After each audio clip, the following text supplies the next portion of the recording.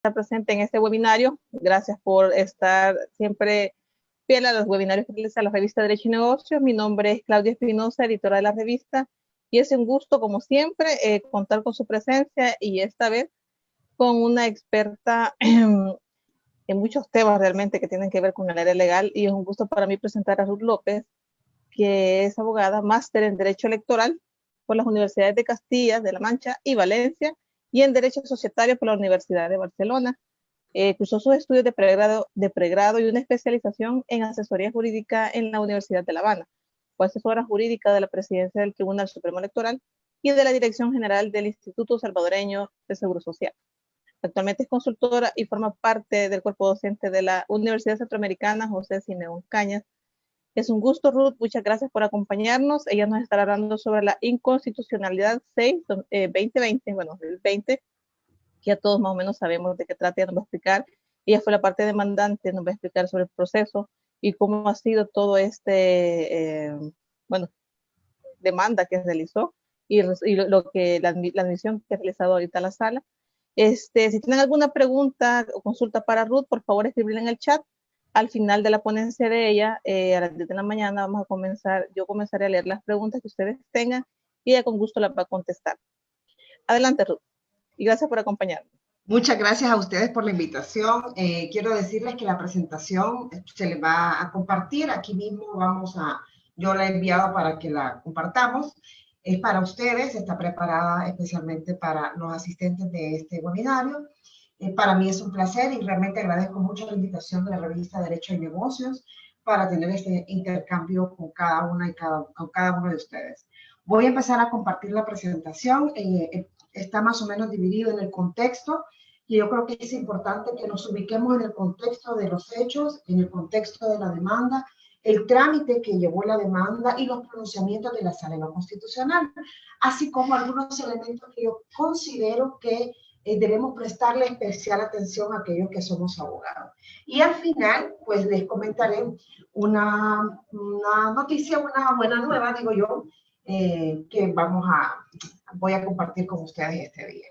Entonces voy a empezar con la presentación, voy a empezar a compartir para que tengamos la visión completa de este asunto, que creo que es importante, como ya les decía, recordar justamente todo el proceso que se siguió antes de el 9F, porque hoy hablamos de 9F como un solo día, un solo hecho, y esto realmente no fue así. Así que yo he titulado mi ponencia como el síntoma de una pandémica locura, febrero 2020. Bien, lo primero es que tenemos que fijarnos en el contexto, es decir, ¿por qué pasa el 9 de febrero? Y aquí hay que ir viendo el tema de señales, de cuáles fueron estas señales que nos fueron marcando la pauta de que algo iba a pasar, todavía no sabíamos qué era, que en mi caso hizo que presentara la demanda el día 8 de febrero y no después de los hechos. Y esto es básicamente lo que ocurrió. Primero, la búsqueda del dinero. Es decir, estábamos hablando de un préstamo de 109 millones que iba a proporcionar el BCIE para la fase 3 del Plan Control Territorial. Esto implicaba un aumento del despliegue, especialmente del ejército, y en este caso superaba por 51.8% más del año anterior el presupuesto de las Fuerzas Armadas, del Ministerio de Defensa. Además, incorporaba tecnología en labores de inteligencia, cámaras, drones, con sensores de térmicos, etcétera, la compra de un buque, la compra de un helicóptero. Es decir, de eso estamos hablando en este momento. Esa solicitud de préstamo fue presentada el 11 de noviembre, o los primeros días de noviembre de 2019. Y en medio de todo esto se hace la revelación por parte de un periódico digital sobre el viaje de Osiris Luna. Primero ya estaban las capturas de pantalla, etcétera, circulaba ya la información, y posteriormente lo que ocurre ya en este periodo es que se revela que había sido pagado por una empresa dedicada a medios de seguridad, a implementos de seguridad. Y es aquí donde, el famoso hashtag, ¿verdad? ¿Quién pagó el viaje de Osiris? Y todo lo que se generó alrededor de este movimiento en función de un cuestionamiento a la transparencia del gobierno. Entonces, creo que es importante que se ponga en contexto esto, porque el trámite del préstamo venía pues con alguna regularidad, con alguna normalidad haciéndose su trámite. Habían ido varias veces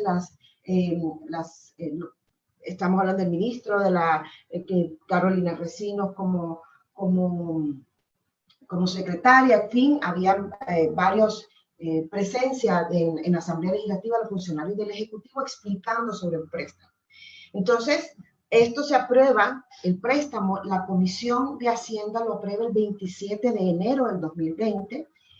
Sin embargo, el día 30 de enero del 2020 fue conocido por el Pleno y fue devuelto con 45 votos a la Comisión. Y a partir de ahí viene el retiro de apoyo de la fracción de Arena al préstamo.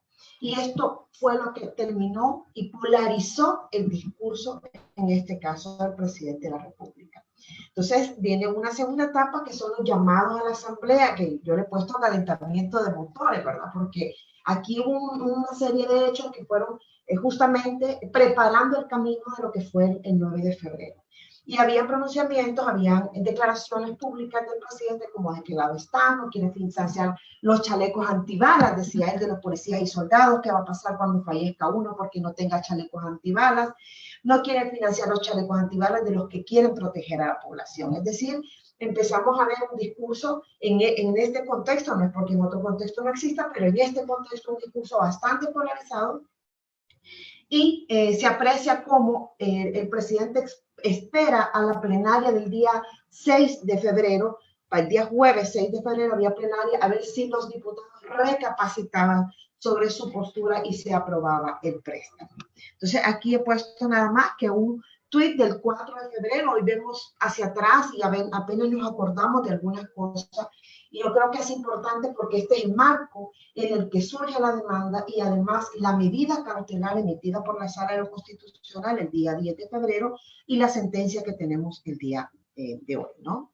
Entonces dice, son fondos exclusivamente para mejorar las condiciones y capacidades de nuestros policías y soldados. ¿De qué lado están? Además, diputados involucrados con pandilla, etcétera. Quiero también recordar que en ese contexto, bueno, fue pública la vinculación de los diputados con el tema de pandilla. Estamos hablando de un proceso que ya había sido retomado por la Fiscalía General de la República. Entonces, los hechos, ¿verdad? Y aquí vamos a los hechos que fueron planteados en la demanda. Tenemos una convocatoria coactiva, le he puesto, que fue emitida, el acuerdo fue emitido a las 8:26 de la noche del 6 de febrero, es decir, había pasado justamente la plenaria y ya estaban las noticias de que no se iba a aprobar el préstamo. Y estos son algunos de los pronunciamientos que hizo el presidente en aquella noche. Convocó al pueblo a ser testigos de la sesión para la votación. Si ellos no llegan a la convocatoria, estarán faltando a la responsabilidad constitucional. La no asistencia a los diputados constituiría un rompimiento al orden constitucional. Y bueno, gracias a Dios, decía, nuestra Constitución no le permite decidir si quieren asistir o no. En este caso, de la no asistencia, los diputados constituiría un rompimiento al orden constitucional. Es aquí, en este marco, en el que el presidente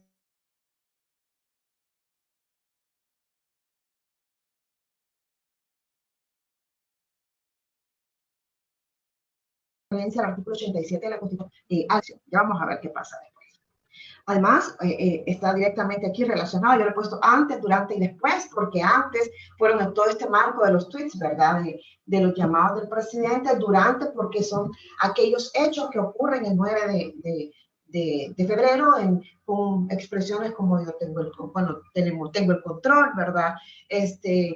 Pido que cuando la gente empieza a pedir insurrección, pido que antes de eso me permitan ir a orar, etcétera. Son todo el contexto del antes, el durante y el después.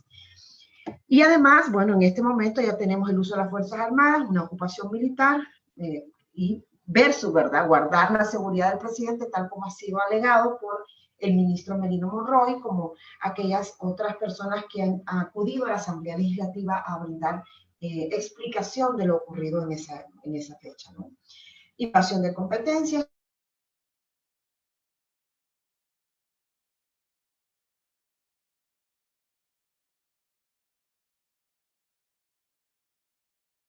La Asamblea para revisar algunos videos, volver a revisar los tweets, mensajes, etcétera. Vemos cómo cuando el presidente entra a la Asamblea Legislativa dice, bueno, vamos a dar inicio a la plenaria convocada por el Consejo de Ministros, es decir, él conduce, él empieza a conducir la sesión, ¿no? Y después de esto viene la estela de humo, ¿verdad? Nos volveremos a ver cuando les dice a la gente, en una semana regresaremos. Entonces es el 9F, las semanas previas, el 9F y la siguiente semana. En ese contexto se presentaron varias demandas, 4 fueron admitidas.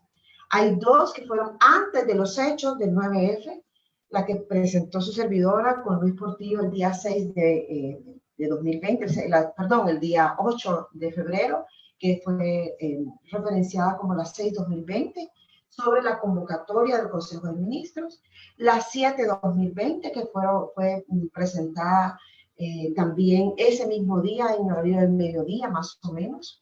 Ese ya fue el 9 de febrero. Y después de los hechos, después del 9F, pues entonces tenemos la 10-2020, la que fue presentada por un grupo de diputados, y la 11-2020, que fue presentada por un ciudadano. Y aquí, estas 3 fueron contra la convocatoria del Consejo de Ministros, y la 11-2020 fue contra la declaratoria de improcedencia de la convocatoria. Esta declaratoria de improcedencia la emitió la Asamblea Legislativa el día 7 de febrero. Entonces, más o menos, hubo otras demandas, pero bueno, las admitidas en este caso en estas 4. Aquí he puesto un punto importante y es el contexto internacional. Creo que el 9F marcó un antes y un después, no solo desde la posición de algunos medios de comunicación en el país con respecto a la presidencia Bukele, sino también en cuanto al contexto internacional. Hubo un llamado muy fuerte de organizaciones internacionales, el cuerpo diplomático en El Salvador, retomo lo que ocurrió en aquel momento, ¿verdad? Los llamados del cuerpo diplomático, organizaciones internacionales, la sociedad civil salvadoreña también pues se pronunció. Y creo que estos son temas bastante importantes en este momento, porque es todo lo que estaba ocurriendo. Es decir, hoy a veces cuando nosotros vemos hacia atrás, solo pensamos en algunas de estas partes, ¿no? Pero hay que verlo en su conjunto, en su integralidad. Este es el proceso, así se siguió el proceso al menos de la 6-2020. Bueno, en este caso la presentación de la iniciativa, como ya les decía, de la Asamblea del Ministerio de Hacienda para el decreto de los 109 millones fue en noviembre. El dictamen favorable fue el 30 de enero del 2020. El Pleno devuelve a la Comisión el 30 de enero del 2020, 3 días después. Y en febrero hay 4 momentos importantes. La primera es la plenaria, ¿verdad? Pero además de la plenaria está la convocatoria que hace el Consejo de Ministros, emite un acuerdo con un punto número 4, que es el que fue impugnado.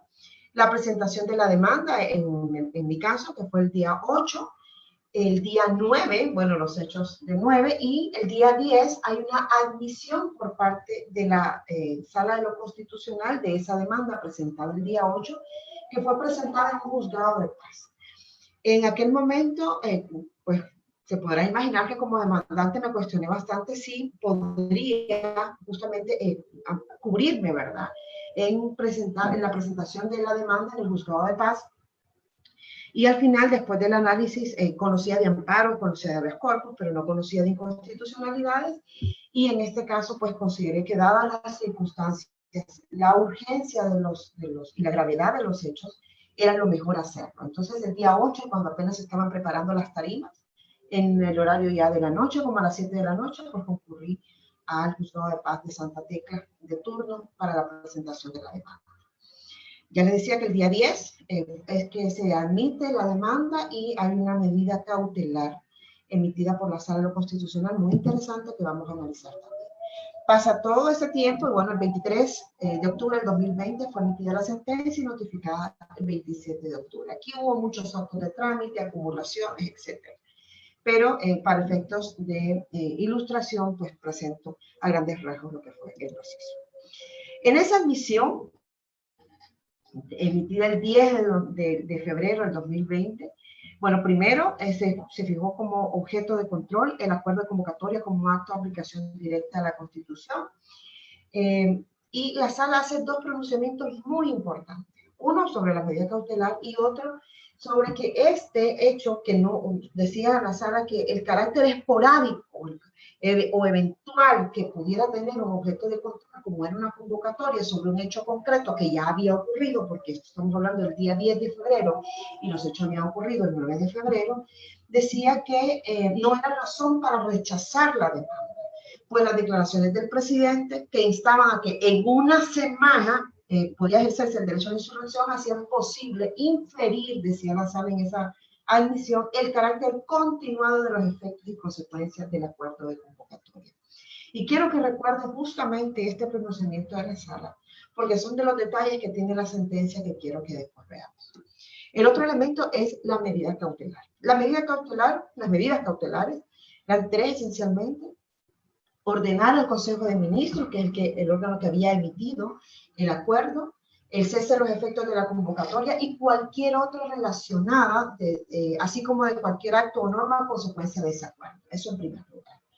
En segundo lugar, que el orden al presidente, orden al presidente de la República para que se abstenga de hacer uso de las Fuerzas Armadas contra los fines constitucionales establecidos, porque ha sido uno de los puntos más debatidos durante todo este tiempo y que además ha tenido, más allá del 9 de febrero, ha tenido una estela, digo yo, consecuencias también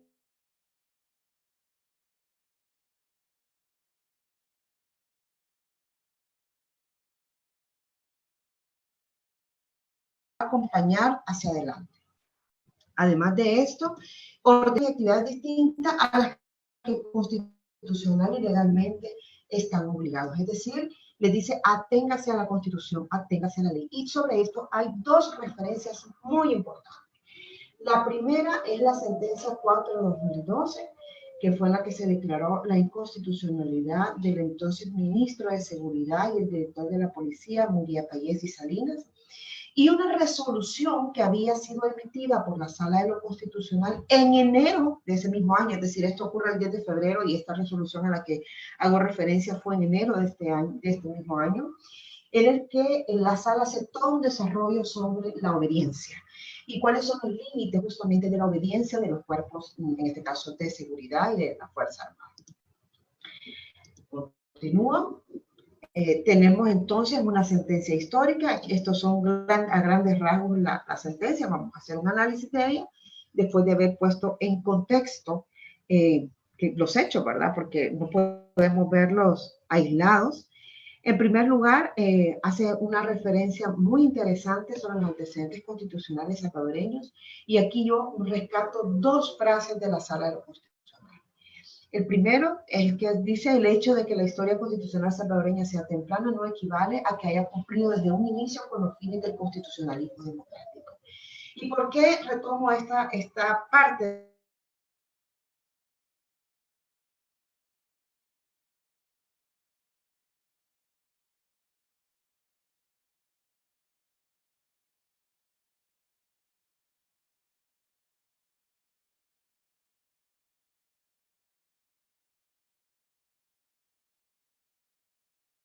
El poder que venía gozando el presidente de la República en años anteriores y que nos había llevado a una dictadura. Entonces, creo que es sumamente relevante este pronunciamiento de la Sala, es una parte muy importante de la sentencia. Y el segundo, donde dice la eficacia de la Constitución del 83 se vio afectada por el conflicto armado civil del país entre los años 1980 y 1992, y de aquí que la Sala rescate también los acuerdos de paz como un elemento importante en nuestra historia constitucional. De ahí, yo he dividido cuatro puntos, en 4 puntos, el análisis de la sentencia que voy a exponerles ahora. Uno es los límites del sistema democrático y político salvadoreño, el segundo son conceptos estructurales, el tercero desarrollo de derechos, y estas consideraciones funcionales decidí incluirlas en los conceptos estructurales porque es sobre el funcionamiento de la Asamblea Legislativa. Vamos a verlo ahora. Esto, dentro de los límites del sistema democrático y político salvadoreño, he dividido en 3 partes, ¿verdad? Estos conceptos, cuáles son los límites de este sistema democrático que plantea la Sala de lo Constitucional. En primer lugar, bueno, toda una referencia que hace la resolución sobre el Estado constitucional y democrático de derecho, que dice la Sala que para asegurar que vivimos o que tenemos un Estado constitucional y democrático de derecho, se requieren 4 presupuestos. El primero, la existencia de una Constitución como norma suprema, directamente aplicable a los particulares. El segundo, de la democracia, asegurar que el gobierno como titular de la soberanía a través de representantes o mediante instrumentos para su ejercicio directo. Y este punto quiero acotarlo y detenerlo un momentito, porque creo que la sentencia abre la posibilidad, junto a otras sentencias que ya se había referido en algún momento la Sala de lo Constitucional, a que puedan existir mecanismos de participación directa a través de una ley. Es decir, habría, por supuesto, que establecer cuáles son los límites dentro del marco constitucional. No podría, por ejemplo, a través de un referéndum, un plebiscito, no podría modificarse un sistema de gobierno, un sistema político, pero sí creo que podrían haber mecanismos de consulta incorporados a los procesos electorales o como parte de los procesos electorales, como ocurre en otras partes del mundo, a través de este tipo de pronunciamientos, porque ya la Sala no es la primera vez que se pronuncia en este sentido. Como un tercer elemento, el goce y ejercicio de los derechos humanos y el control del poder. Y aquí lo marco porque el control del poder es un concepto que nos va a acompañar a lo largo de toda la sentencia. Es decir, el control del poder que ejerce la Sala Constitucional, el control del poder que ejercen el resto de órganos o un control interórganos o control horizontal, como dicen los cientistas políticos, que tiene por objeto impedir el abuso de quienes ejercen el poder. Y este control de poder es sin duda alguna un elemento en el que la Sala de lo Constitucional a lo largo de sus 103 páginas hace mucho hincapié. En cuanto a la Sala y el valor de sus precedentes, la Sala fue en la resolución, creo que presentó algunas puntadas bien interesantes en el contexto en el que nos encontramos hoy, en el que se habla de una nueva constitución, de una constituyente, de si se puede reformar, si no se puede reformar, qué es lo que se puede reformar de la constitución. Creo que fue muy como una buena tejedora, ¿verdad? Presentó claramente algunos elementos y puso también algunos límites. Y si esta discusión que también ya hemos tenido en otro momento, de si en la Sala de lo Constitucional eso no es un tribunal constitucional, etc. Y la Sala lo deja claro cuando dice lo siguiente, dice: la Sala es un auténtico tribunal constitucional y en ella concurren simultáneamente los aspectos definitorios de los tribunales constitucionales. Se legitiman democráticamente por su creación directa desde el Poder Constituyente. Y fue como poner una piedra, ¿verdad? Es decir, bueno, aquí estamos hablando desde un tribunal constitucional para que esta discusión, este es un elemento que deja bastante claro la Sala en la resolución de la sentencia. Y en cuanto al valor de sus precedentes, no solo en cuanto a la ratio decidendi, sino a lo imperfecta. Y yo creo que esto también es importante, ya lo ha dicho la Sala en reiteradas ocasiones, en configuraciones subjetivas anteriores, en la configuración que terminó en el 2018 y previamente. Creo que la Sala nuevamente vuelve a decir el valor, ¿verdad? Y el valor y el respeto necesario para sus precedentes.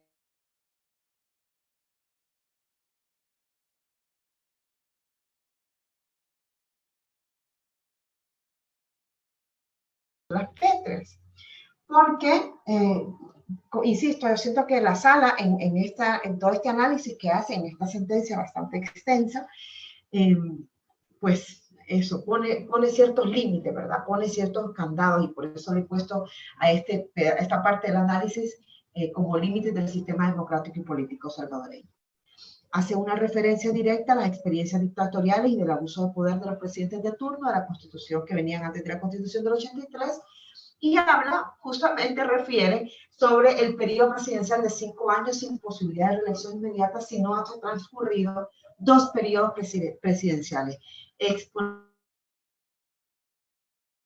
Y esa es toda una referencia al tema de la reelección y cómo incluso la reelección puede ser un motivo o querer mantenerse en el poder, más que la reelección, quererse mantener en el poder puede ser un motivo para el derecho a la insurrección de los salvadoreños establecidos en el artículo 87 de la Constitución. Constitución. Entonces, por eso les digo, en estos dos temas que hemos visto al final, bueno, el tema del control es muy importante, pero en estos otros dos, perdón, la sala es evidente, ¿verdad? Cómo va poniendo piedritas sobre estos límites del sistema. Hay otra parte de la resolución que hace referencia a los conceptos estructurales. Aquí voy a abordar el control del poder. En primer lugar, la división de poderes, lo que nosotros conocemos como división de poderes, porque ha sido así tratado a lo largo del tiempo. Hoy se habla, a partir de la resolución de la sala, expone que una separación orgánica de funciones, la sala de lo constitucional, y que esto supone la existencia de tres propiedades. Lo primero, asignación de funciones, competencias y atribuciones propias a cada uno de los órganos. Ausencia de exclusividad en el ejercicio de ellas y control del poder, otra vez. Y además establece que hay zonas de reserva de competencias, ¿no? Como el margen de competencias atribuida por la Constitución, cuyo ejercicio no puede ser obstaculizado, impedido u ordenado por otro órgano, a menos que sea consecuencia normativa de un mecanismo de control institucionalizado. Entonces, hay, insisto, dos conceptos importantes. El primero es la separación orgánica de funciones y la segunda es la zona de reserva de competencia. Y quiero abordar entonces el control del poder al que la sala le dedica mucho en la resolución. Primero, expone la sala que es la existencia del control del poder es una condición necesaria para que exista un Estado de Derecho. Si no hay control, no hay Estado de Derecho. Eso en primer lugar. Además, dice la sala que hay un deber de los funcionarios de informar y justificar los actos y decisiones que implican el ejercicio del poder público. Y esto, en ciencia política, es una rendición de cuentas. Rendición de cuentas que no es lo tradicional de la lectura de un informe, ¿verdad? Sino que estamos hablando de un concepto integral donde incluye la información que tiene que darse al ciudadano o que se tiene que dar por parte del funcionario a quien lo solicite o de manera oficiosa, la justificación, y aquí estamos hablando de la razonabilidad, estamos hablando de la argumentación, estamos hablando de toda esta justificación, insisto, de las decisiones, ¿por qué tomo esta decisión? Que implican el ejercicio del poder público. Y también, por supuesto, aquí tenemos el concepto de la democracia deliberativa como parte de esta justificación, de esta exposición de motivos que deben hacer los funcionarios públicos en la adopción de sus decisiones. La sala también hace una referencia importante a los tipos de control. La sala le denomina control interorgánico y control intraorgánico. Interorgánico entre los órganos e intraorgánico dentro de los órganos. Esto es conocido como el control horizontal, es decir, el que ejerce una institución sobre otra en sus ámbitos de competencia.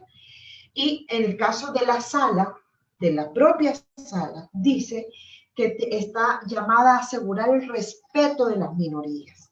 Y hay una referencia súper importante, creo, que es cuando dice la sala que el riesgo de asumir que una decisión es democrática, sí y solo sí, corresponde con la voluntad de la mayoría, es que los males por antonomasia de esta concepción aritmética del significado de la democracia son la exclusión política y la exclusión social. Entonces, dice la sala, bueno, hay que velar también por el respeto de las minorías. Y ese respeto de las minorías, bueno, la sala tiene una función importante en verificar ese respeto. En cuanto al control vertical, bueno, habla de control interorgánico, pero también del control de la ciudadanía a través del sufragio, del acceso a la información, de la insurrección misma, que es un control, y también desde los medios de comunicación a través de la libertad de prensa. ¿Qué es lo que dice la sala entonces en resumen sobre el control? Uno, para que exista un Estado de Derecho, tiene que existir el control del poder. Y en ese control del poder hay que verificar, uno, la información que se da a los ciudadanos que deben poner a disposición en las instituciones, pero también la justificación que tienen que dar sobre su actuación. Otro elemento importante en estos conceptos estructurales es la función de la fuerza pública. Y aquí la sala lo que hace es retomar tres pronunciamientos. Uno, la emitido en el 4 de 2012 sobre el respeto irrestricto a los derechos fundamentales a partir de los acuerdos de paz. La segunda es la que había vertido en la 28 de 2015, un acumulado, una inconstitucionalidad, sobre la custodia de la soberanía del Estado como funciones de las Fuerzas Armadas, mantener la seguridad interior y la defensa exterior, sin separarse los valores democráticos y el respeto a la Constitución.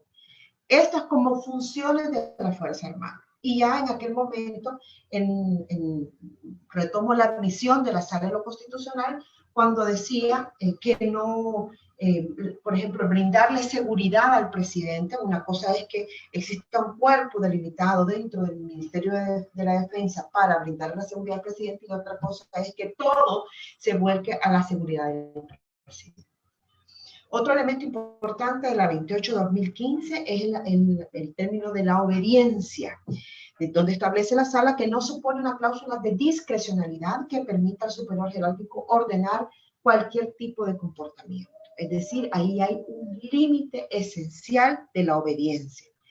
Y lo otro que dice la sala es los mandatos u órganos surgidos de la institución castrense tienen límites. Y uno de ellos es el principio de subordinación al derecho y de forma particular a la Constitución. Reconoce al subalterno el derecho a incumplir una orden superior. Y esto es retomado también por el fallo en la resolución 6/2020, cuando dice que la orden que se le emite tanto al director de la PNC como al ministro de la Defensa también se extiende a los cuerpos armados. Es decir, no solo estamos hablando de los titulares que están obligados a subordinarse al derecho y de forma particular a la Constitución y a la ley en general, sino también a cada una de las personas que se encuentran cumpliendo con dicha función. Además, la resolución hace un desarrollo de derechos y libertades. En este sentido, bueno, yo he identificado cuatro fundamentalmente. El de la insurrección, y creo que es de los más desarrollados en la resolución y que antes habían tenido poco desarrollo, igual que el de la paz, el derecho a la paz. En cuanto a la insurrección, hay un previo al derecho a la insurrección, dice la sala que es la institucionalidad. En este caso, bueno, refiere a fiscales, policías, jueces, procuradores de derechos humanos, etcétera, los que deben intervenir. Es decir, el derecho a la insurrección es lo último que debiera pasar en manos de los ciudadanos por lo que esto representa, pero además le reconoce un carácter temporal, que es solo para el restablecimiento de la ruptura del orden constitucional. Y establece justamente estos límites de la insurrección. Primero, no producirá la abrogación ni la reforma de la Constitución. Eso en primer lugar. En segundo lugar, debe limitarse a separar, dice la sala, cuando sea necesario, a funcionarios transgresores, reemplazándolos transitoriamente hasta que exista otro proceso de selección o elección. Y según las formas establecidas por la Constitución. Es decir, no es de manera antojadiza, no es que mañana, bueno, no queremos a este presidente, queremos que sea otro, no. O no queremos que sean estos diputados, queremos que sean otros, o no queremos que estos sean los jueces, no. Sino que a partir de los mecanismos establecidos en la Constitución. Y además, dice que la sociedad debe autolimitar sus acciones de resistencia. No puede situarse por encima de la justicia, el derecho y los procedimientos de regulación democrática. Estos creo que son pronunciamientos muy importantes sobre la insurrección que hace la sentencia. En cuanto al derecho a la paz, establece que todos los órganos fundamentales del gobierno y todos los demás órganos del Estado están constitucionalmente obligados a procurar en todas sus acciones la paz social para todos los habitantes de la República. Es decir, no es solo una competencia del Ejecutivo o del Legislativo, sino de todos. Ello conlleva procurar el respeto para todas las personas e instituciones. Es decir, el derecho a la paz se configura no solo como una función desde una institución gubernamental, sino la procurar el respeto para todas las personas e instituciones.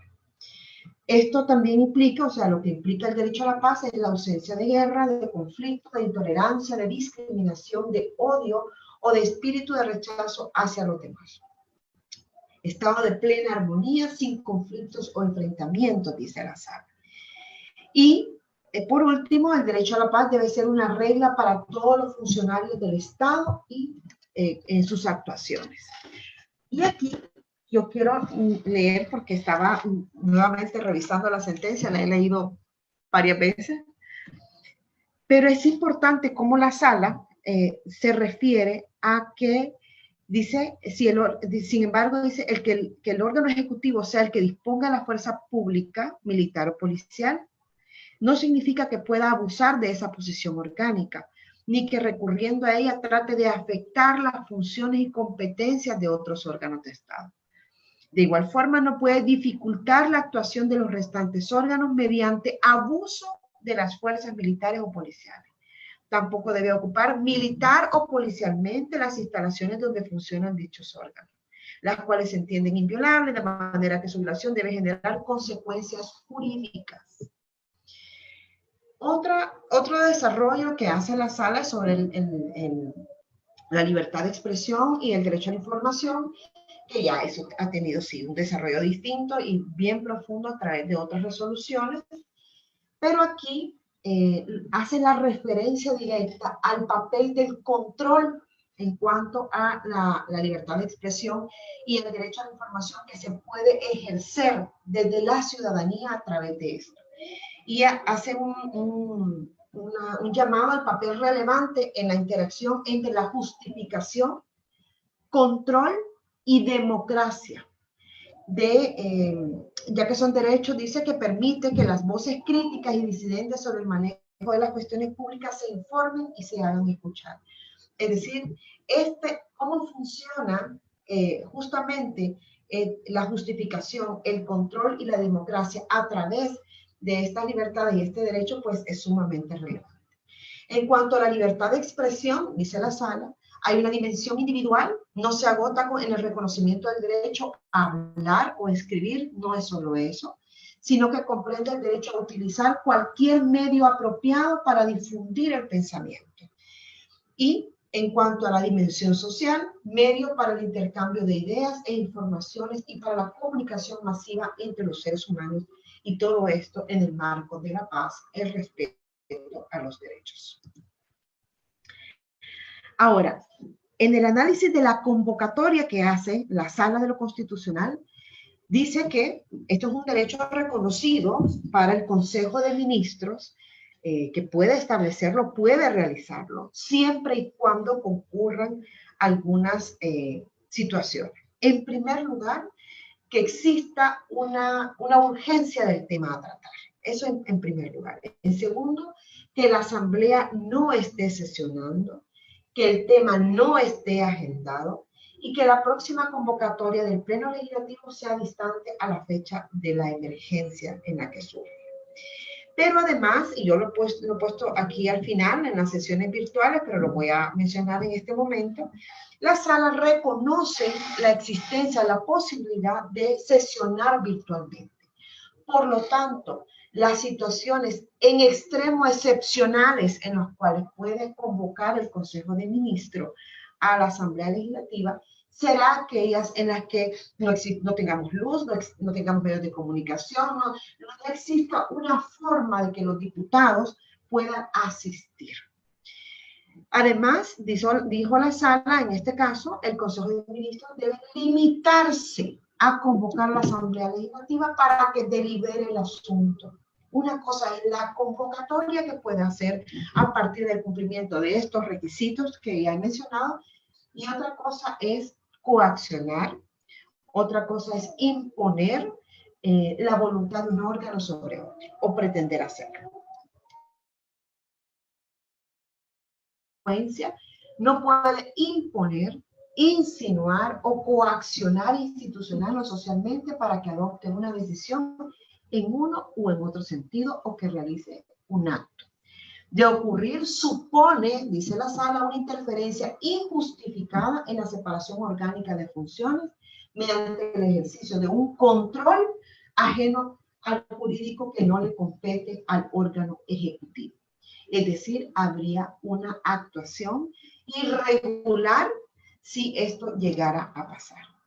En ese caso, el órgano legislativo podría rechazarla. Y esto justamente es el fundamento por el cual no se atiende a lo solicitado por el demandante en la inconstitucionalidad 11-2020, porque la aducía de que la Asamblea Legislativa no podía rechazar la convocatoria y debía sesionar. Y como la Asamblea lo que hace el día 7 de octubre es rechazar esa convocatoria, pues sobre ese fue su objeto de control. Continúa la sala diciendo sobre la convocatoria. Dicha convocatoria extraordinaria no puede ser utilizada para someter a la Asamblea Legislativa a la voluntad del presidente de la República o cualquier órgano, otro funcionario del órgano ejecutivo. Es decir, la Asamblea Legislativa tiene que tener las garantías necesarias para una deliberación libre. Es decir, para poder ejercer sus funciones y configurar su voluntad de manera libre. Esto no tiene cabida, dice la sala, incluso aunque se recurra al discurso retórico de el pueblo, la insurrección del pueblo o la utilización de los militares o cuerpos policiales. Estas son citas de la resolución emitida en la CEP 2020. Dice además que ningún funcionario del Ejecutivo, ni siquiera el presidente, tiene habilitación constitucional para presionar o coaccionar indebidamente a uno de los órganos fundamentales del Estado. Pues su actuación debe ser siempre con estricto respeto a la Constitución primero y a las leyes después. Por tanto, creo que estos fragmentos son bastante fuertes por parte de la Sala de lo Constitucional, primero reconociendo los hechos que ya mencionábamos, ¿verdad? De los hechos del 9 de febrero y la actuación irregular por parte del Ejecutivo en todos estos momentos, ¿no? Y hay una referencia importante a esta democracia deliberativa de la que ya habíamos hablado, así como las sesiones virtuales que ella también hacía referencia. Ahora, aquí he puesto algunos detalles que a mí me parecen importantes de la sentencia y lo he puesto así, con refranes populares, porque creo que eso es lo que hace la sala. Primero, el pez por su boca muere, es decir, la sala en la resolución hace una recopilación de tweets y de pronunciamientos del presidente de la República. Y en cuanto a la convocatoria, dice, por ejemplo, que se obtenga la autorización. Y la sala le dice, usted no puede decir que se obtenga la autorización, en todo caso que se discuta, que se revise, que se analice, pero no para obtener una autorización. Eso es un tema de la configuración y de la voluntad de ese órgano, en ese caso la Asamblea Legislativa. Entonces creo que mucho de lo que jugó en contra, justamente del presidente en este caso, fue justamente porque dijo demasiado. Incluso la sala hace referencia a la entrevista que tuvo el presidente de la República con Residente, el cantante René, cantante de Calle 13, en el que le reconoce que era un mecanismo para presionar a la Asamblea Legislativa. Y la sala retoma en un pie de página justamente esta situación. Aquí está, lo pueden ver en la página, bueno, en mi notificación, en la página 77, yo creo que en la de ustedes, que fue publicada por la sala, debe ser un poquito más adelante, ya vamos a buscar la página exacta, donde dice, véase, cuando hace referencia al 215, en cuanto al derecho a la paz, dice la sala, que el presidente de la República condujo en la realidad un ambiente de tensión y convulsión social, y a la inaceptable presencia militar en sede legislativa, completamente ajena a una mera cuestión de seguridad del presidente de la República, lo cual ha sido reconocido públicamente por el mismo mandatario, quien ha afirmado la verdadera finalidad de la presencia de militares en la Asamblea Legislativa. Y aquí hay un pie de página, me gusta ese estilo de la Sala de lo Constitucional, de los pies de página y con toda su fundamentación técnica, Dice, véase entrevista realizada al presidente de la República de El Salvador por el entrevistador René Pérez Oglar en el minuto 41, segundo 40 al 48:20, disponible, y también las declaraciones que constan en YouTube, etc. Y pone la dirección. Creo que es importante eso. Entonces aquí la primera es el pez por la boca muere, ¿no? Mucho de lo que contiene la sentencia es una referencia directa a lo dicho y a lo hecho por el presidente. Lo segundo es a la fuerza nada.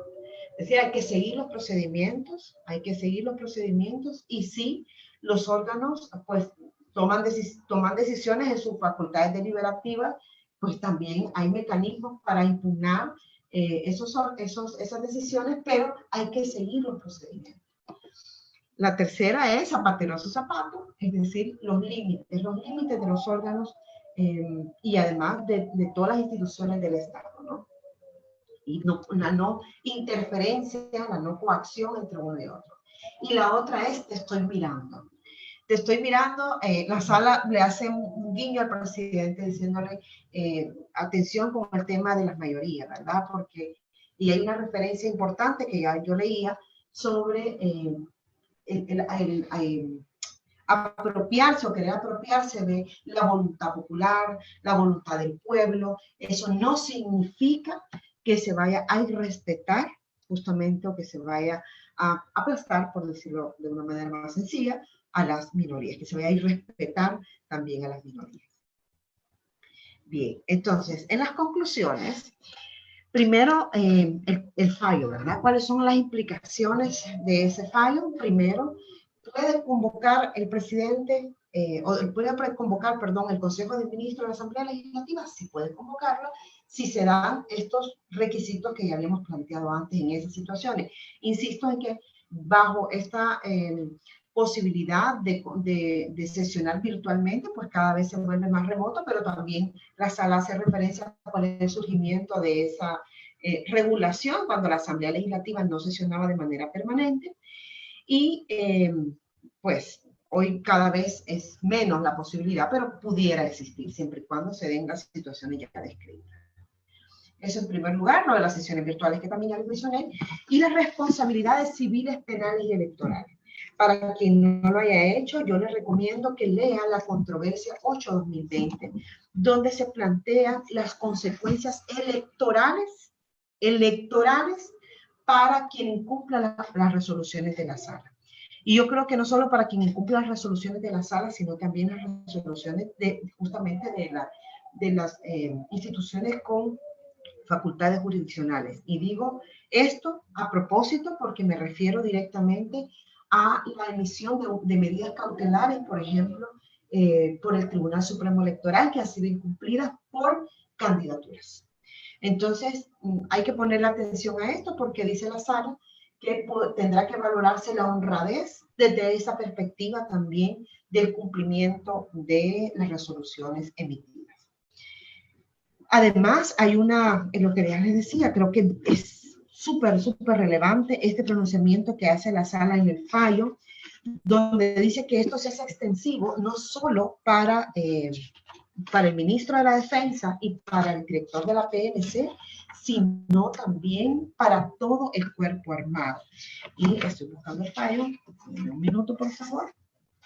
Aquí en el 8 dice, ordena al ministro de la Defensa Nacional y al director de la PNC no ejercer funciones ni actividades distintas a las que constitucional y legalmente están obligados, pues tienen el deber y obligación de cumplir solo con las funciones que la Constitución les atribuye. Y dice, esta orden es extensiva a los cuerpos militares y policiales de El Salvador. Es decir, no estamos hablando solo de los titulares, sino de la implicación que tiene para cada una de las personas que forman parte de los cuerpos militares y policiales. Entonces, también, ¿verdad? Hay que subrayar esta parte, creo yo. Además, no quiero terminar sin referirme a la Fiscalía, porque la Fiscalía contestó tarde dos informes, mal no recuerdo. Pero los procedimientos de la Fiscalía fueron, bueno, mire, sí, me parece que hubo una extralimitación, pero sea usted, sala, en la que determine, ¿verdad?, cuál es el límite de esa convocatoria, etc. Entonces creo que vamos a regresar a la siguiente lámina sobre la fiscalía, porque no me quiero adelantar. Lo segundo es, bueno, las reacciones en cuanto a las conclusiones, en cuanto a la admisión y en cuanto a la medida. ¿Qué significa este silencio que estamos viendo sobre esta resolución? Hay un silencio, no sé si ustedes lo logran apreciar, pero es un silencio en el que, ok, no voy a hacer referencia a esto, vamos a omitirlo porque además también estamos en una situación compleja, pero este tema climático ha venido después a la emisión de la resolución y también en ese momento hubo un silencio.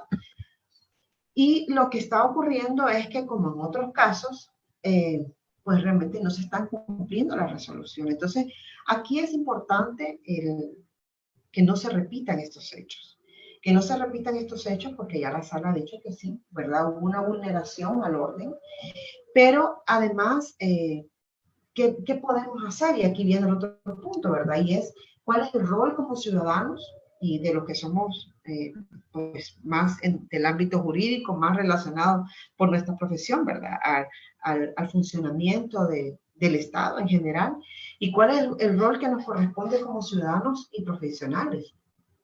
Yo creo que aquí como ciudadanos tenemos una labor también de educar a las personas que están cerca de nosotros, de educar a nuestros hijos, a los que tenemos hijos, de educar a nuestros hijos, las personas que están cerca de nosotros, con quienes interactuamos.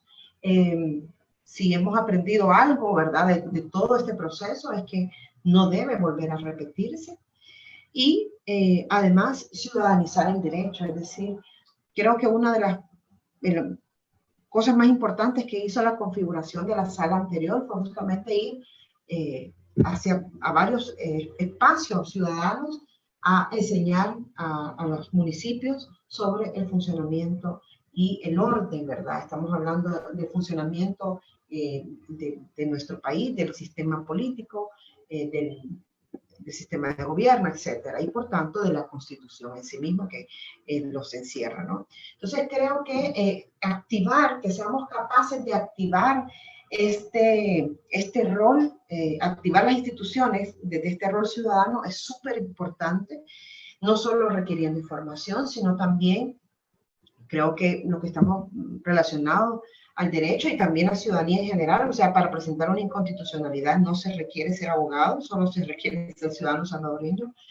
Creo que tenemos que hacerlo, es decir, no podemos quedarnos de brazos cruzados frente a una violación o a violaciones de esta magnitud. Bueno, y ahora qué viene, ¿verdad?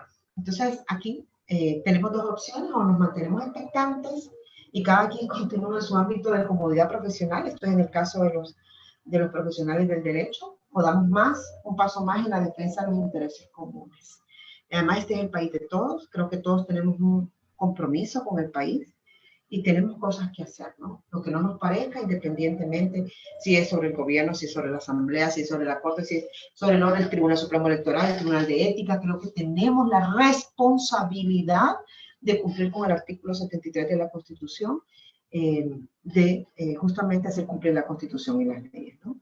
Entonces, en ese sentido, he presentado este día un escrito a la Sala de lo Constitucional para que certifique a la Fiscalía General de la República e investigue posibles delitos que ya han sido reconocidos de estas infracciones, estas ilegalidades en la propia resolución y por tanto lo que hago es llamar a cuenta a la Sala de lo Constitucional para que, como ya les decía, certifique a la Fiscalía.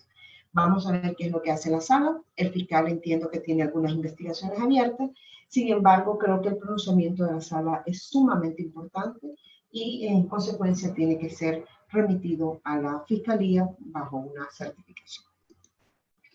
Así que, bueno, gracias. Estos son los dos, el fallo, ¿verdad? La parte medular del fallo. Declara inconstitucional en el punto 5 y él ordena ser ministro de la Defensa del director de la PNC. E insisto, creo que tenemos una obligación como ciudadanos, pero también una obligación como profesionales de activar los mecanismos de control establecidos en nuestra Constitución. Así que quedo pendiente justamente 10 minutos. No, 10 de la mañana casi. Quedo pendiente para sus preguntas.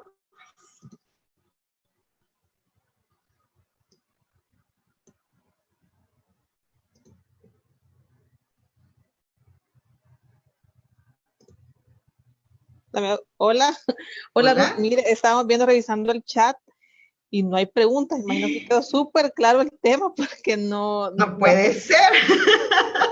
no sé si alguien tiene alguna consulta. Bueno, aquí dicen que tienen una, no sé si estaban bien notizados en la plática, nos preguntaron, pero ahorita es el espacio para que aprovechen y pregunten. Ok. Bueno, dice alguien que tiene una consulta, Active el micrófono, David. Se puede activar, ¿verdad? micrófono activado. Sí se puede, yo Ok. le voy a activar el micrófono. Dele, aquí estoy esperando. Ok. Gracias, Fátima. David. Gracias, Héctor. Gracias, Norma. Ok, ya pueden hacer la pregunta. Ok, David. Ok, muy buenos días.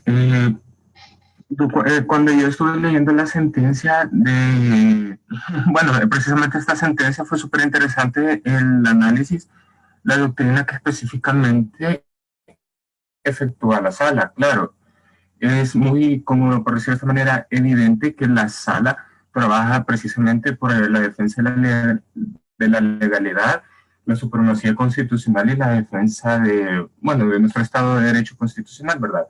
Y me surgió precisamente esta pregunta, lo que está dando usted el análisis, licenciada, de que qué llegará a pasar, digamos, tanto como para este sistema democrático, legal, para nuestro Estado de Derecho, si, digamos, la sala, bueno, usaría esta palabra, si la sala tirara un análisis que precisamente, por decirlo de esta manera, pudiese llegar a estar equivocado. Y lo relaciono con un artículo que publicó un jurista sobre una decisión equivocada que tomó el Tribunal Constitucional de México, ¿verdad? Entonces, sobre una decisión equivocada que había dado el Tribunal Constitucional de allá. Entonces, mi pregunta es esa: ¿qué llegará a pasar si llegase a suceder lo mismo con nuestra sala de lo constitucional? Ok, primero David, las salas como órganos SORPIC no son perfectos. Y yo particularmente he estado en contra de algunas resoluciones de la sala de lo constitucional. O sea, he considerado, por ejemplo, algunas decisiones muy desacertadas, eh, no solo por la oportunidad, porque esto es un tema que no tiene una relevancia constitucional, sino en cuanto al análisis. Y pongo un caso concreto, el caso de las listas, de contar como listas las preferencias de las candidaturas no partidarias. Por ejemplo, yo no estoy de acuerdo desde el punto de vista técnico, creo que electoral es equivocado. Sin embargo, y comprendo que la intención de la sala fue pues tratar de emparejar la cancha, por decirlo de alguna manera. Sin embargo, no era la medida, no era la opción adecuada desde el punto de vista del sistema electoral, ni siquiera creo que desde el punto de vista constitucional. Sin embargo, bueno, ahí tenemos la resolución, es de obligatorio cumplimiento, ¿verdad? El Tribunal Supremo Electoral, ha habido una reforma por parte de la Asamblea Legislativa para cambiar justamente esta forma de contar, creo yo, desobedeciendo la resolución de la Sala de lo Constitucional, pero tendrá que ser esta nueva configuración la que controle ese acto o la que pues reconsidere la posición de la configuración anterior de la Sala de lo Constitucional. Es decir, los órganos, insisto, no son perfectos. Sin embargo, bajo nuestro diseño es el máximo intérprete de la Constitución. Por lo tanto, a no ser que se modifique el criterio vertido por la sala, pues esa es la resolución que tendríamos. Como ha ocurrido, por ejemplo, en este caso. Muy bien, Ruth, muchas gracias. No sé si habrá alguien más que tenga alguna otra consulta. Bueno, acá se la voy a leer. Ruth dice, es sobre cómo concientizar a las personas, creo que dice, sobre lo que es democrático o no, ya que tal parece que muchas personas tienen esa concepción de que si algo es aceptado por la mayoría y es lo que quiere el pueblo, se debe llevar a cabo. Cuando ya la sala dio que eso no es precisamente algo que caracteriza un Estado democrático y constitucional de derecho. Sí, a ver, Mauricio.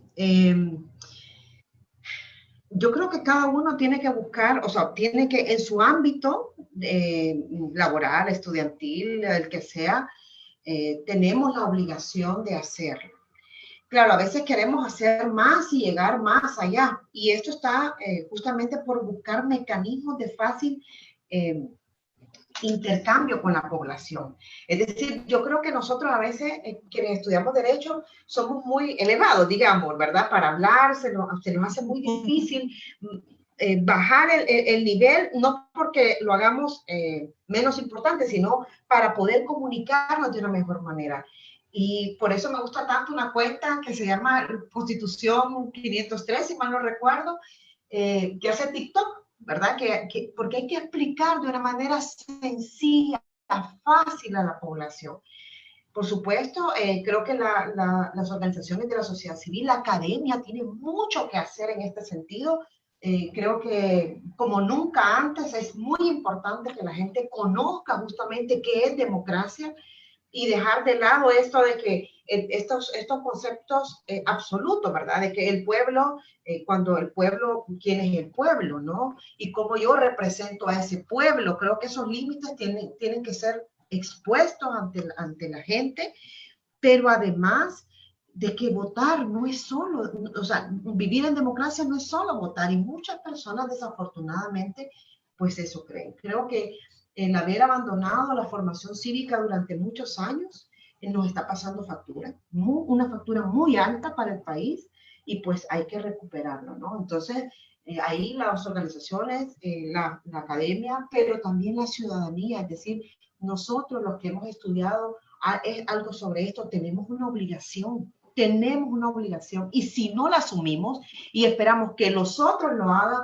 pues entonces seguiremos estando mal, ¿no? Entonces aquí creo que nosotros tenemos que asumir, como ya les decía, esa responsabilidad de haber estudiado un poco sobre esto y poder transmitirlo, además de una manera sencilla para que pues podamos realmente comunicarnos, ¿no? Y hacernos entender. Otra pregunta, Ruth. Acá dice Fátima López, desde su perspectiva, ¿cómo calificaría el actuar del presidente de la República respecto al 9 de febrero? Bueno, yo le he dicho durante la presentación, lo ha dicho la sala, etcétera, pero si yo tuviese que calificar al presidente por lo ocurrido el 9 de febrero, yo diría que tuvo un comportamiento irregular, excesivo y hasta delictivo. Entonces, o sea, si es de calificar, esos serían mis calificativos, porque pues creo que ha quedado bastante claro, ya lo habíamos visto antes de la sentencia, o sea, solo los hechos ya eran alarmantes, etcétera, pero también todo lo que ha devenido después, porque fíjense que por eso la presentación, no sé si ustedes se dieron cuenta, dice, es un síntoma, es decir, hay mucho más que el 9F. El 9F fue un momento difícil que además nos mostró un rostro, ¿verdad? O a muchos les mostró un rostro. Conozco profesionales que hasta el 9F acompañaron al presidente y después de eso se han distanciado del presidente. Conozco personas que la actuación del 9F les pareció irregular, y yo les invito, hagan un ejercicio. Les invito a hacer un ejercicio. Para los que tienen cuenta de Twitter. Lo pueden hacer en Facebook también, pero para un ejercicio sencillo. Hagan una búsqueda avanzada en Twitter de los tweets emitidos por el presidente de tal fecha a tal fecha, en este caso del 9F. Y revisen los comentarios. Revisen los comentarios. Y vayan, escojan personas al azar de cómo estas personas opinaron en ese momento y cómo opinan ahora. Estamos hablando de perfiles reales, ¿verdad? No estamos hablando de perfiles troll, etcétera. Estamos hablando de perfiles reales, y eso ustedes también lo pueden identificar seguramente mejor que yo, porque sé que en el caso de la juventud son muy duchos, muy diestros para este tipo de cosas. Háganlo. Y se van a dar cuenta justamente cómo muchas personas a partir de ahí cambiaron la posición con respecto a la actuación del presidente. Vamos a ver qué dice Omar. A ver, ¿qué otro? Acá dice, ¿qué opinión tiene en cuanto a sentencias de la sala que ordenan el cese de ciertos efectos, pero estos ya han cesado precisamente en el caso de diferentes violaciones de derechos humanos durante la cuarentena? Sí, fíjese, Andrea, que, bueno, ya la sala sobre este tema se ha pronunciado en algunas ocasiones, como el caso de la sentencia hermosa que emitió a favor de una niña, bueno, de la mamá, por un habeas corpus. Y en este caso, creo que la sala lo que debía haber hecho era haber certificado también, porque hubo una violación, ¿verdad? Sin embargo, en algunos casos la sala deja esto de lado y pues lo que hace es dar por terminado el proceso, sin tener en cuenta justamente esa violación que sufrió, en este caso, quien fue vulnerado en sus derechos en ese momento. Omar dice, declaraciones y una posible mayoría de diputados, considera que ante una nueva configuración subjetiva de la sala constitucional podría revertir. Vaya, veamos. Esta sala de lo constitucional empezó en el 2018. Ya la sala tiene un precedente suficiente sobre los cambios de la configuración, es decir, no podrían moverlos hasta que terminen su periodo de 9 años. Podrían incorporar a una persona más, que es la que termina justamente ahora en el 2024. El doctor Pineda termina en el 2021, y se va a integrar. Ahora, hay 4 magistrados que permanecen. Por supuesto, eso pasa con todos los órganos de control, pasa con el Tribunal Supremo Electoral, pasa con el Tribunal de Ética, pasa con todo. Y lo que no podría, o que lo que no debiera pasar, es que el control deje de funcionar, porque ya les decía, si no hay control, no estamos viviendo en una democracia.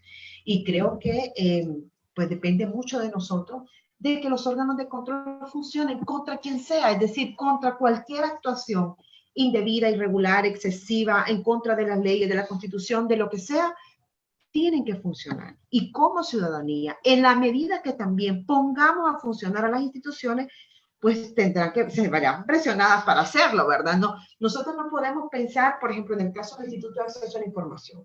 Ya estamos viendo algunos retrocesos sobre el acceso a la información. ¿Y qué vamos a hacer? Yo les pregunto, o sea, ¿qué hacemos? Nos quedamos cruzados de brazos y solo decimos, sí, cuando vemos las redes, sí, hay un retroceso en el acceso a la información. ¿Y qué hacemos? ¿Qué hacemos?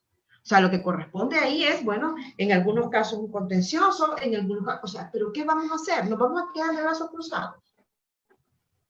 Entonces, mi llamado es a eso justamente, ¿no? A que si nosotros nos quedamos de brazos cruzados, probablemente al paciente que se llame El Salvador, lo que va a pasar es que se le va quitando el suero, se le van quitando los antibióticos, todo eso es control, ¿verdad? Es el control del cuerpo para que funcione. Cuando estamos enfermos, cuando estamos muy mal, nos ponen suero, nos ponen antibióticos, nos ponen respirador, etc. ¿Ok? ¿Qué es lo que pasa cuando empezamos a desconectar? Cuando empezamos a quitar los controles, empezamos a quitar los monitores, deja de funcionar, se muere el paciente. Y eso es lo que puede pasar con nuestra democracia. O sea, primero, reflexionar si vivimos realmente en una democracia. Creo que es fundamental eso. O sea, nos falta mucho control todavía para decir que vivimos en una democracia. Pero, además de eso, pues, ¿qué vamos a hacer nosotros? Simplemente mirar cómo al paciente le empiezan a quitar los monitores, etc. Yo creo que no. O sea, no podemos hacer. Dice... Bien, con la última... Bueno, usted la va a leer. Ok. Siga. Dice Carlos Stanley, buenos días, muchas gracias a usted, Carlos. Ya que se ha iniciado por parte del Ejecutivo una iniciativa para buscar la reforma, ¿se debería presionar porque se regule la alternancia en el presidente vía la Constitución o no debe de? Bueno, primero, el tema de la alternancia está establecido que es una cláusula pétrea. Es decir, pero además lo que establece la Constitución no es solo en el artículo 148, o sea, hay varios artículos, incluso el derecho a la insurrección está relacionado con no permitir que alguien permanezca en el poder, pero también está el desconocimiento que puede hacer o la obligación que tiene la Asamblea Legislativa de desconocer al presidente que esté un día más en el cargo. Eso está en las facultades de la Asamblea Legislativa. Y lo otro es con respecto a los 10 años, que ya estableció la Sala de lo Constitucional en sus precedentes. Por eso es que yo les decía que la Sala fue poniendo como piedra, ¿verdad? Fue poniendo como graditas dentro de esta resolución, porque justamente hace referencia nuevamente a la obligatoriedad de sus precedentes, no solo en el fallo, sino en toda su fundamentación. Y dentro de la fundamentación está justamente el tema de los 10 años en alternancia. Así que creería que no es necesario porque además la misma sala, la misma Constitución dice que esto es una cláusula pétrea, por tanto, no podría ser reformada. Y la presentación, sí, lo que, bueno, está enviada en estos momentos, estoy remitiéndola y para que la tengan inmediatamente. Sí. Y no sé si la va a poner, si la va a cargar aquí, no sé. No, se la vamos a enviar por correo a los compañeros, sino que nos escriban. Porque vamos a ver si se inscribieron, ¿verdad? Sí, sí, sí. Tenemos los correos de ellos, entonces por correo se la vamos a enviar, no hay problema. Bueno, ya no hubo preguntas, entonces hasta acá llegamos, Ruth. Muchas gracias por el tiempo y por explicar súper claro, imaginé lo de la sentencia. Y bueno, ya ver qué pasa. Muchas gracias por su tiempo y bueno, no sé si tiene palabras de despedida. Nada, muchas gracias a ustedes por la invitación, por permitirme compartir esta historia de una sentencia, ¿no? De una demanda y de una sentencia. Y pues a los que nos están acompañando hasta este momento, que estuvieron 1 hora y 15 minutos con nosotros, agradecerles también su presencia, su permanencia. Y pues nada, que cada uno haga lo que le corresponde. Muchas gracias, muy amable Ruth. Gracias a todos los que participaron. Pronto les llegará la ponencia a sus correos. Pasen un buen día. Chao. Buen día, adiós.